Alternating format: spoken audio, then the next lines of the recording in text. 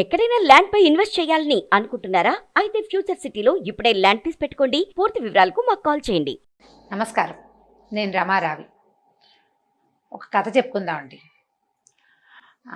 బోధిసత్వుని కాలంలో, అంటే బుద్ధుని కాలంలో ఆయన తాలూకు ఇద్దరు శిష్యులు, ఇద్దరు భిక్షకులు ఎక్కడికో వెళ్తున్నారట. ఇద్దరు కలిసి అంటే భిక్షాటనకు బయలుదేరారు. అలా వెళ్తుంటే ఏమైందట, మధ్యలో ఒక కాల వచ్చింది. కాల వచ్చేసరికి ఆ కాలువ దగ్గర ఒక అమ్మాయి నిలబడి ఉందట. ఒక 18-20 సంవత్సరాల అమ్మాయి. అమ్మాయి బిక్కమొహం వేసుకుని నుంచింది. ఒక 3-4 నెలల గర్భవతి, సన్నగా పొట్టిగా ఉంది. అయితే ఏమమ్మా ఇక్కడ నిలబడ్డావు అని అడిగారు. ఏదో మాట వరుసకి అడిగితే, నేను ఇది దాటలేకపోతున్నాను, నాకు భయంగా ఉంది, చాలాసేపటి నుంచి నుంచున్నాను, నన్ను మీ ఇద్దరిలో ఎవరైనా ఒకళ్ళు ఎత్తుకుని ఈ నది కాస్త కాలవ దాటిస్తారా బాబు అని అడిగిందట. అడిగేసరికల్లా ఒక శిష్యుడు, ఇంకా నయం, ఆడాళ్ళని ముట్టుకోకూడదు మేము, అబ్బాయి అది పనికిరాదన్నాడు. రెండో శిష్యుడు, అలాగేనమ్మా, దానికేం భాగ్యం, జాగ్రత్తగా పట్టుకున్నాను అని చెప్పి ఆ అమ్మాయిని ఎత్తుకున్నాడు. ఎత్తుకుని అవతలకి తీసుకెళ్ళాడు. ఎంత, ఒక 8-10 అడుగుల మేర, అంత మేర నడవటం. ఆ అమ్మాయి నీళ్ళల్లో దిగడానికి భయపడింది. గర్భవతి అవటం వల్ల మరీ భయం వేసినట్టుంది. సరే తీసుకెళ్ళాడు, దింపేశాడు. దింపేసేసరికి మొదటి శిష్యుడికి ఒళ్ళు మండిపోయింది. స్త్రీలను ముట్టుకోకూడదు, మనం సన్యాసులం, భిక్షుకులం, వీడేమిటి ఇలా ముట్టేసుకున్నాడు? అయ్యయ్యో, ఇప్పుడు వెళ్ళాక గురువుగారికి ఏం చెప్పాలో, అంటే వీళ్ళకి బోధిసత్వుడు బుద్ధుడే కాకుండా ఇంకా మధ్యలో చాలామంది గురువుగారులు ఉంటారు కదా, ఏం చెప్పాలి, మన దగ్గర ఉన్న పీఠంలో ఉన్న వాళ్ళంతా ఏమనుకుంటారు, వీడు ఇలాంటి పని చేశాడు, ఎలా ఈ పాపాన్ని కడుక్కోగలడు, చాలా ఆలోచించేస్తున్నట్ట. మల్లగుంతాలు పడిపోతున్నాడు లోపల. అడిగేయాలనుంది, తిట్టేద్దామనుంది, కేకలేద్దామనుంది, ఏమనాలో తెలియటల్లా. మొత్తానికి ఒక పావుగంట 20 నిమిషాలు నడిచాక పెగుల్చుకున్నాడు అనమాట లోపల నుంచి వస్తున్న ఉద్రేకాన్ని.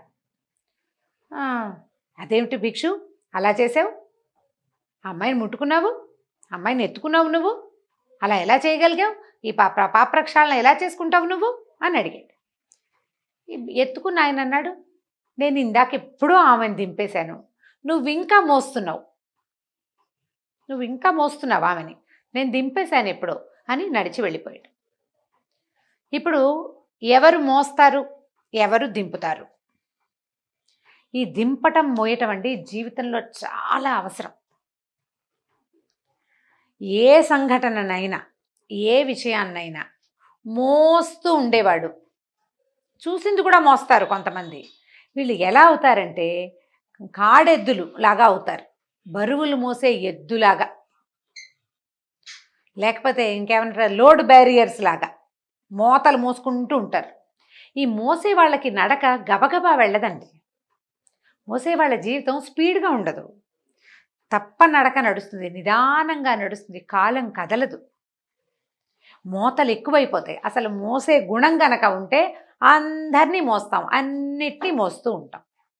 ఈ మోయడం అంటే ఏమిటి అనేది ఒక క్లియర్గా మాట్లాడుకుందాం మనం. ఏదైనా ఒక ప్రత్యేక సంఘటన, చిన్నతనంలో కూడా ఎవరైనా మనని చిన్నగా తక్కువ చేయటం, ఇంకొకళ్ళని పెద్దని చేయటం, పిల్లల్ని కేకలేయటం, పిల్లల్ని కొట్టటం, చిన్నతనంలో జరిగిన దుస్సంఘటనలు, అబ్యూజింగ్ లాంటివి, అవి మనసులో ఒక చెరగని బలమైన ముద్రలు వేసుకుని ఉండిపోతాయి. వ్యక్తులు వాళ్ళు మనని ఇబ్బంది పెట్టడం, మనం ఇబ్బంది పడితే ఈ పాత సిచ్యువేషన్ తోటే ప్రతిదానిని పోల్చుకుంటూ నడుస్తూ ఉంటాం. దాన్ని అక్కడ వదిలేస్తే అంత బేర్ చేయం, అంత ఎక్కువ ఉండదు. ఇప్పుడు ఈ వదిలేయటం కొంతమందికి వస్తుంది, కొంతమందికి రాదు. ఎవరికైనా చెప్పుకుని స్వాంతన పొంది వాళ్ళతోటి మాట్లాడి, ఇవి ఇలా జరుగుతాయి, దీనికి పెద్ద ఇంపార్టెన్స్ ఇవ్వక్కర్లేదని గనక మనం తెలుసుకున్నాం అనుకోండి, తెలుసుకుంటాం అప్పుడప్పుడు, పెద్దవాళ్ళకి చెప్తాం కదా చిన్నప్పుడు, తెలుసుకుంటే దాన్ని వదిలేయటం కొంతమంది మనస్తత్వం. పెద్దవాళ్ళకి చెప్పలేకపోయి లోపలే దాచుకుని భయంతో, బాధతో, బరువుతో అలా మోసుకుంటూ తిరిగేవాళ్ళు ఇంకొంతమంది. చిన్నతనం కాబట్టి తెలీదు, చిన్నతనం. ఇప్పుడు పెద్దవాళ్ళు అయ్యాక కూడా వ్యక్తుల్ని మోస్తుంటారు. ఏదైనా ఒక చిన్న అవమానకరమైన సంఘటన, ఏదైనా అవతల వాళ్ళు మనని హర్ట్ చేయటము, మనని ఇబ్బంది పెట్టడము, వ్యక్తుల వల్ల, ఒకళ్ళ వల్ల కాకుండా 2-3 ఒకే రకంగా మనతోటి బ్యాడ్ బిహేవియర్ చేయటము, ఇబ్బంది పెట్టడం అని.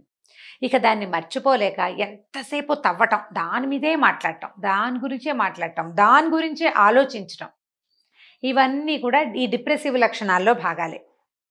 మొట్టమొదట బరువుని మోయటం మానేయాలి. ఇప్పుడు నాకే ఒకళ్ళకి చిన్నతనంలో ఎవరో ఒకళ్ళు మనం వినేవాళ్ళ సంగతి చెప్తున్నాను. నేనని కాదు. వినేటప్పుడు ఈ సంగతి వింటున్నప్పుడు చిన్నప్పుడు ఒక బ్యాడ్ ఇన్సిడెంట్ జరిగిందండి, నేను దాన్ని మర్చిపోలేకపోతున్నాను అని చెప్తారు. మర్చిపోవటానికి మన దగ్గర ఒక మంచి మెథడ్ ఉందండి. చిన్నప్పటి దుస్సంఘటనని ఎవరి దగ్గరైనా చెప్పండి.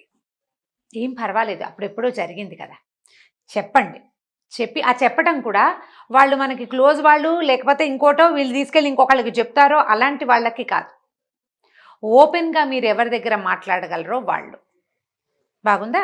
ఇప్పుడు ఓపెన్గా మాట్లాడడానికి మనకు ఎవ్వరూ దొరకల. మనతోటి మనం కూడా మాట్లాడుకోవచ్చు.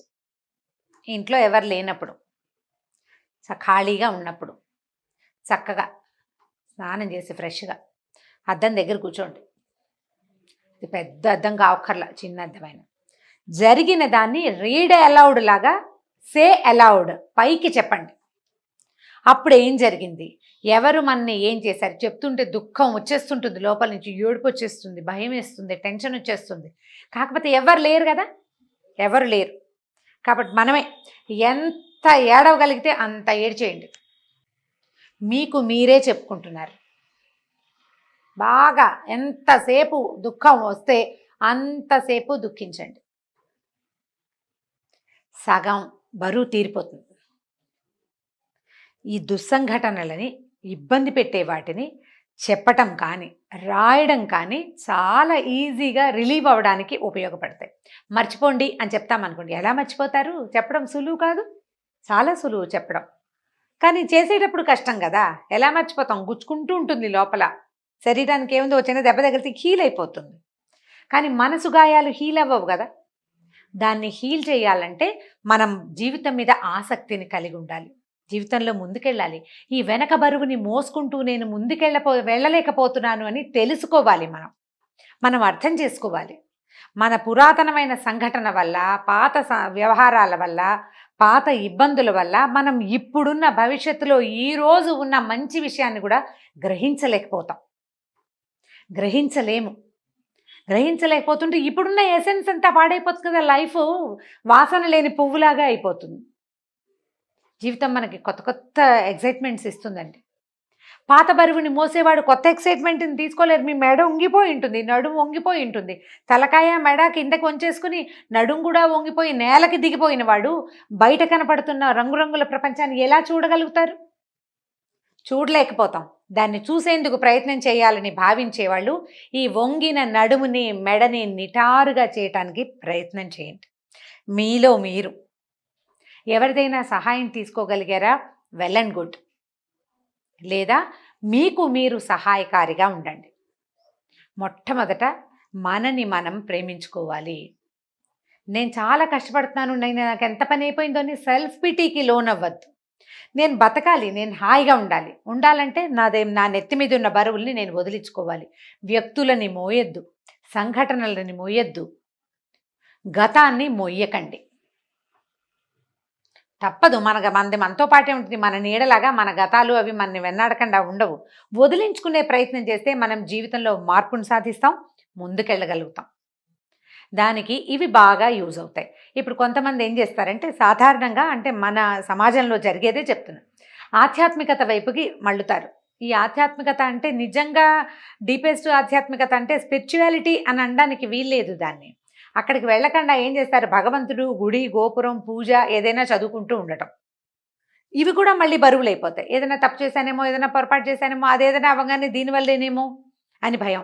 ఇంకా చదువుదాం, ఇంకోటేదో పెట్టుకుందాం అని జీవితాన్ని ఇంకా క్లమ్జీగా చేసేసుకుంటాం.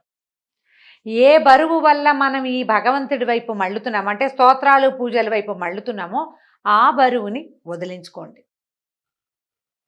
ఒకవేళ నిజంగా మీకు తత్వజ్ఞానం కావాలి, భగవద్జ్ఞానం కావాలంటే పూజా పునస్కారం భగవంతుడి వైపుకి తీసుకెళ్ళవమని. అవి తాత్కాలికం, చాలా చిన్నవి. ఇప్పుడు ఆకలిస్తే ఇప్పుడు అన్నం తిన్నట్టు. ఫ్యూచర్ ఆలోచించడానికి అందులో ఏం వ్యవహారం లేదు. అది ఆలోచించాలంటే వేరే సంగతి ఉంది. దానికి ప్రస్తుతపు ఈ మానసిక ఒత్తిడిని తట్టుకోవడానికి మనం తాత్కాలికమైన దాని వైపుకి మళ్ళుతున్నాం. జనరల్గా చేసేదే, మనకు టెన్షన్ రాగానే నేనైతే ఆపదామపహర్తాన 100 సార్లు చదివేసుకుంటాను, లేకపోతే ఏ పంచాయతీ స్తోత్రమో చదివేసుకుంటాను. నేను కూడా చేస్తాను. అది వదిలేయాలి, అక్కడ వదిలేసేయాలి ఆ రోజుకి. అప్పటికి శాశ్వతంగా అదే పరిష్కారంగా భావించద్దు. మొట్టమొదట మిమ్మల్ని మీరు ప్రేమించుకోండి. నేను కుంగిపోతున్నాను ఈ పాత వ్యవహారాలతోటి, పాత బాధలతోటి, చిన్నప్పటి ఇబ్బందులతోటి, లేదా ఇతరులు ఎవరైనా అవమానిస్తే దానివల్ల నేను కుంగిపోతున్నాను.